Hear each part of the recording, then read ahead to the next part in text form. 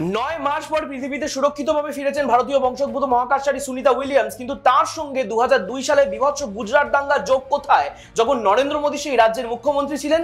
বলছি, গুজরাট দাঙ্গার সময় সেই রাজ্যের স্বরাষ্ট্রমন্ত্রী ছিলেন সুনিতা উইলিয়ামসের পিস্তুত দাদা হরেন পান্ডিয়া, যার সঙ্গে তৎকালীন মুখ্যমন্ত্রী নরেন্দ্র মোদীর সাপে নেউলে সম্পর্ক ছিল।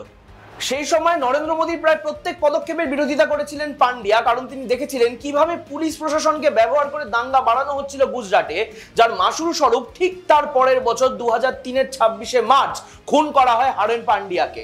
হরেন পান্ডিয়ার পিতা বা সুনিতা উইলিয়ামসের পিসেমশাই অভিযোগ করেছিলেন যে নরেন্দ্র মোদী খুন করেছেন তার ছেলেকে, যার পরে 2007 সালে প্রথম মহিলা মহাকাশচারী হিসেবে উইলিয়ামস সবচেয়ে বড় স্পেস ফ্লাইট করার পর মোদী তাকে কোনো শুভেচ্ছা জানাননি।